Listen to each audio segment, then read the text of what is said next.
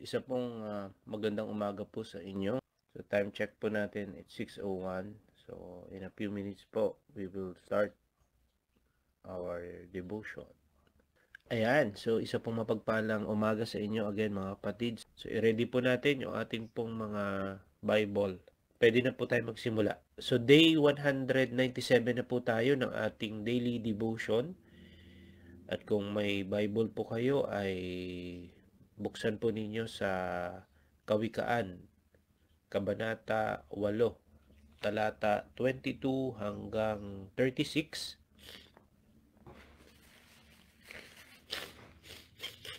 Ayan. At ito po yung magiging panghuling bahagi ng chapter 8. At pinamagatan ko po yung aking pong sharing na si Kristo ang ating karunungan. Ayan, si Kristo ang ating karunungan at ang takeaway natin sa umagang ito o yung tema, ang tunay na karunungan na nagbibigay buhay. No, ulitin ko po, ang tunay na karunungan na nagbibigay buhay ay matatagpuan lamang kay Kristo Jesus. So tayo po ay manalangin po muna. Amang aming Diyos, makapangyarihan sa lahat, ang naglikha ng langit at lupa, ang may kontrol ng lahat ng bagay. Maraming salamat po sa panibagong araw at buhay na inyo pong ipinagkaloob sa amin. Maraming salamat po sa pagkakataon na muli lumapit sa inyo pong presensya. Buksan po ninyo, Panginoon, ang aming mga puso at isipan upang maunawaan po namin, maintindihan ang mensahe ninyo sa inyo pong salita. At sa pamamagitan po ng banal na Espiritu ay akayin po ninyo kami sa karunungang magmumula sa inyo lamang, Panginoon. Hiniling po namin ito sa pangalan ni Jesus. Ang lahat ay magsabi ng Amen. Ayan. So, maganda po no, na basahin po natin ng sabay-sabay ang chapter 8 ng Proverbs o Kawikaan 22 to 36. So, ito po ang sinasabi ng text po natin sa araw na ito para atin pong maunawaan no, yung ating pong pag-uusapan sa umagang ito na si Kristo ang atin pong karunungan. So ito po ang sinasabi, sa lahat ng nilikha ni Yahweh, ako ang siyang una. Nung una pang panahon, ako ay nalikha na. Matagal ng panahon ng anyuan niya ako, bago pa nalikha at naanyo itong mundo. Wala pa ang mga dagat nang ako'y lumitaw. Wala pa ang mga bukal ng tubig na malilinaw. Wala pa ang mga burol, ganoon din ang mga bundok, nang ako ay isilang dito sa sansinukob. Ako muna ang nilikha, bago ang lupa at bukid, nauna pa sa alabok at sa lupang daigdig. Nang likhain ang mga langit, ako ay naroroon na, maging nang ang hangganan ng langit at lupay italaga. Naroon na rin ako nang ang ulap ay ilagay at ng kanyang palitawin ang bukal sa kalaliman. Nang ilagay niya ang hangganan nitong dagat, nang ang patibayan ng mundo ay ilagay at itatag, ako'y lagi niyang kasama at katulong sa gawain. Ako ay ligaya niya at sa akin siya'y aliw. Ako ay nagdiwang nang daigdig ay matapos, dahil sa sangkatauhan, ligaya ko ay nalubos. At ngayon, aking anak, ako nga ay pakinggan. Sundin ang payo, ko't liligaya ang iyong buhay. Upang maging matalino, ang turo ko ay dinggin mo. Huwag mong pababayaan ni lalayuan ito. Mapalad ang taong sa akin ay nakikinig, sa akin ay nag-aabang at sa palaging nakatitig. Pagkat ang makasumpong sa akin ay nakasumpong ng buhay, at ang kalooban ni Yahweh ay kanyang nakakamtan. Ngunit ang di makasumpong sa akin, sarili ang sinasaktan, ang napupuot sa akin, iniibig ay kamatayan. Purihin po ang Diyos sa pagkabasa ng kanya pong salita. So sa ating binasa, mga kapatid, atin pong pag-nilay-nilayan ito. So ang karunungan na nabanggit po dito ay nagsasalita na parang isang tao, no? Para siyang isang tao, at ang tanong ngayon, sino ba itong karunungan na ito? Well, una po, ang karunungan daw ay kasama na ng Diyos, no? Bago pa man ang lahat. So ano po yung pruweba po natin na kasama na ng Diyos bago pa man ang lahat ang karunungan? Well, ang sabi po ng verse 22 at ang 23, sabi niya, sa lahat ng nilikha ni Yahweh, ako ang siyang una. Nung una pang panahon, ako ay nalikha na. Matagal ng panahon ng anyuan niya ako bago pa nalikha at naanyo itong mundo. So, hindi lang ito, mga kapatid, basta parang talino o kaalaman. Ito po, malinaw, ay isang persona na kasama na ng Diyos sa simula pa lang. So, bago pa magkaroon nga, 'di ba, nabanggit doon, bago pa magkaroon ng mga bundok, ng dagat, ng lupa, ng mga bituin, no? Naroon na ang karunungan. So dito pinapakita yung kanya pong kahalagahan at kadakilaan. At pangalawa, ang karunungan ay kasama ng Diyos sa paglikha. So again, ano po yung proof natin, yung pruweba natin na kasama na ng Diyos ang karunungan sa paglikha? So ang sabi po ng talata 30, ako'y lagi niyang kasama at katulong sa gawain. Ako ay ligaya niya at sa akin siya'y aliw. So, dito, mababasa natin na hindi lamang ang karunungan ay tagapagmasid lang o tagapanood lamang, kundi siya po ay active na kasama o kalahok sa paglikha ng buong sanlibutan. At yun nga, no, sa lahat ng ito, meron siyang kagalakan. Bakit? Kasi sa talata 31, ang sabi niya, ako ay nagdiwang ng ang daigdig ay matapos. Dahil, ito po pakitake note ito, dahil sa sangkatauhan, ligaya ko ay nalubos. So, ang karunungan daw ay may malaking masasabi natin, napakalaki ng kanyang pagtingin, ng kanya pong pagmamahal sa sangkatauhan para sa atin, para sa iyo, kapatid. Di ba? So ngayon, sino kung gayon ang karunungang ito? Well, para sa ating pong mga mananampalataya, sa ating pong mga Kristiyano, malinaw po yung sagot. At ito po ay sinabi ng Bagong Tipan na pinakilala niya kung sino ang katuparan ng karunungang ito. Saan po natin mababasa? Sa Bagong Tipan. Sa John 1, 1-3. Diba? Sa simula pa'y naroon na ang salita. Ang salita ay kasama ng Diyos at ang salita ay Diyos. Sa simula pa'y kasama na siya ng Diyos. Nilikha ang lahat ng bagay sa pamamagitan niya at walang anumang nalikha ng hindi sa pamamagitan niya. So, nakikita po natin dito, no, yung pag-connect, no, doon ng Proverbs sa John 1:1-3. At sa Colossians 1:15-16, sinabi yung tungkol kay Jesus Christ. Sabi niya, siya ang larawan ng Diyos na di nakikita, ang panganay sa lahat ng nilikha.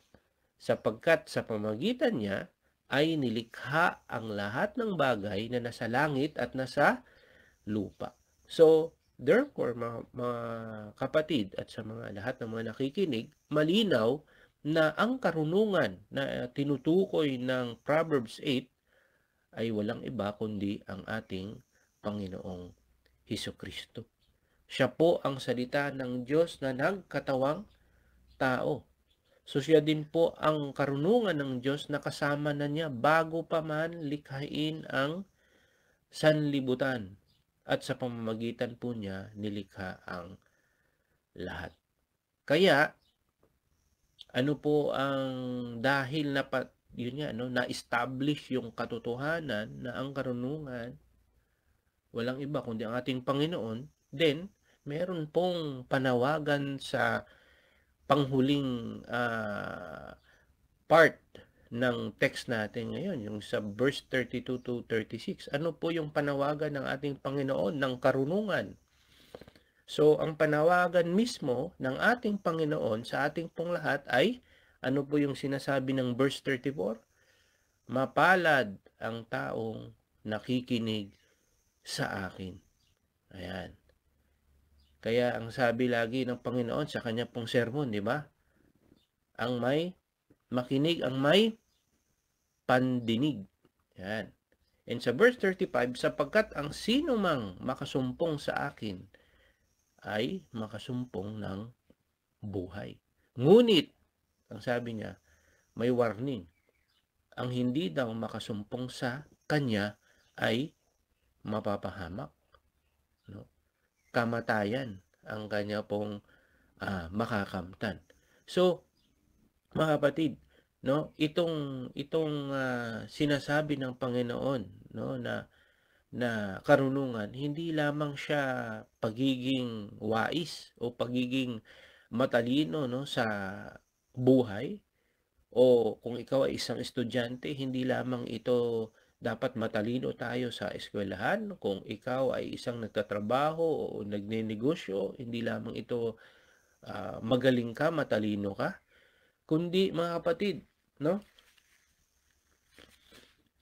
Ito ay tungkol sa paghahanap at pagtanggap sa ating Panginoon bilang ating Panginoon at tagapagligtas. Ang paghahanap po sa Kanya ay paghahanap sa buhay na walang hanggan. At ang pagtanggi sa Kanya ay pagpili sa kapahamakan at kamatayan. So tanong ko sa inyo mga kapatid, ikaw na nakikinig, hindi aksidente po na nakikinig ka. Ikaw ba o sa sarili mo ba nakapag-decide ka na natanggapin si Jesus Christ sa iyong buhay bilang Panginoon at tagapagligtas?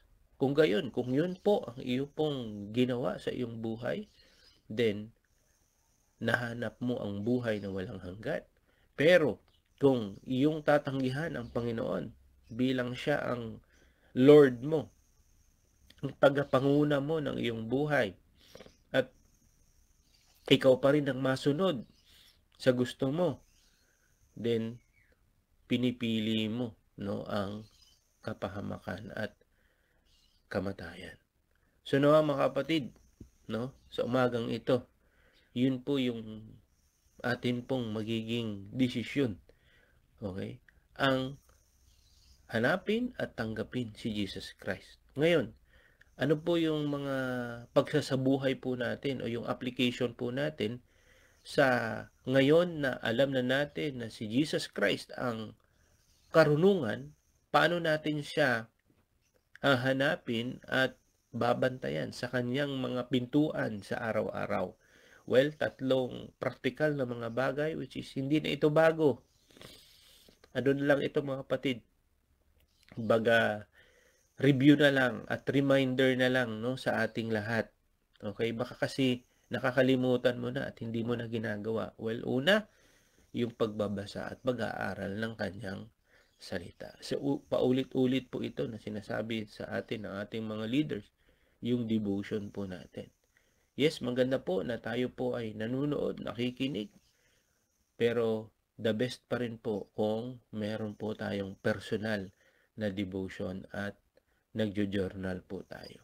So, ang Bible po, alam natin, naghahayag ito sa ating Panginoong Jesucristo. Sino po yung hinahayag ng Bible, ng binabasa natin? Di ba? Yung ating pong Panginoon. Sa bawat pages ng Bible na ito, no, ng Bible, makikilala natin, pinapahayag dun yung kanyang character, yung kanyang kalooban, yung kanyang pag-ibig.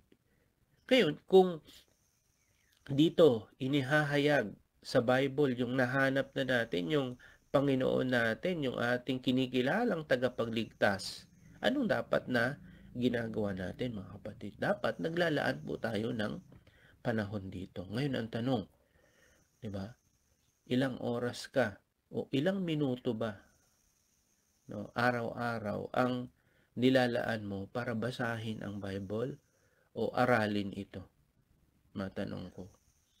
Di ba? So, i-assess natin sarili po natin. O mas marami ang panahon yung sa ibang bagay. Samantalang sa pag-aaral at pagbabasa ng kanyang salita, baka 10 minutes hindi natin magawa. Pero sa ibang bagay, sobra-sobra, 1 oras, 2 oras. Diba?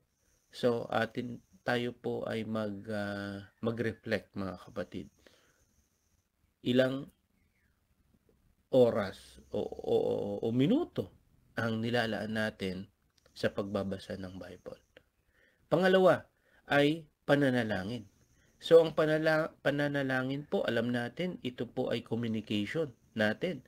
Pakikipag-usap natin sa Kanya. So, dito natin sinasabi yung lahat, yung ating pong mga nararamdaman, yung ating mga pasasalamat, yung ating mga gratitude, mga kahilingan, mga alalahanin.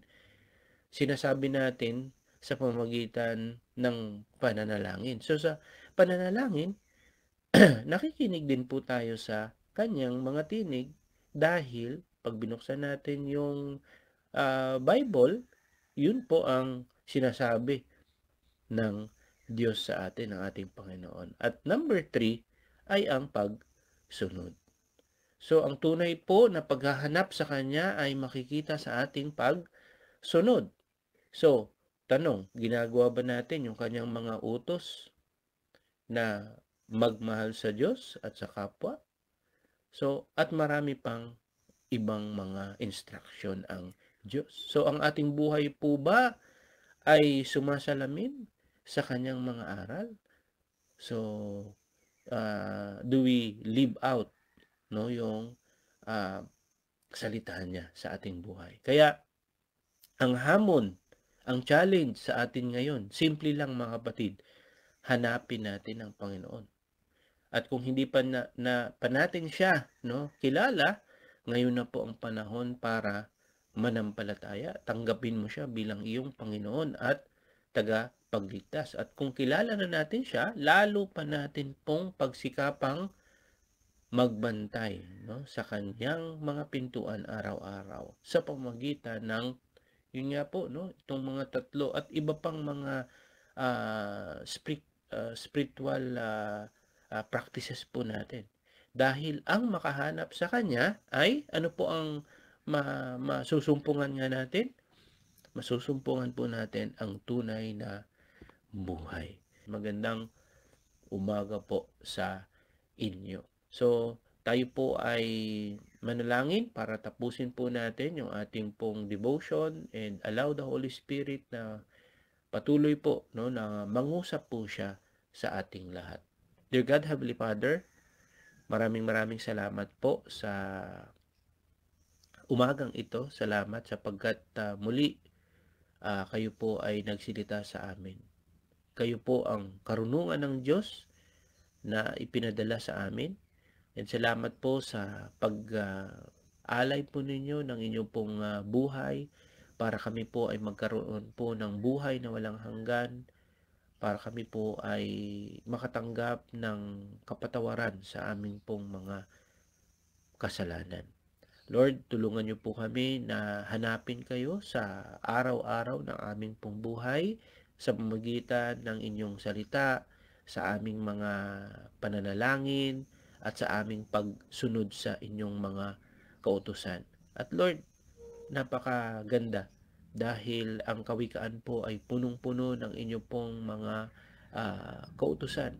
Dahil wala kayong ibang hangad kundi mapabuti ang aming pong mga buhay, na maging maayos ito, na maging kami po ay sumagana, Panginoon, sa aming mga buhay. Lord, gawin niyo po kaming matalino.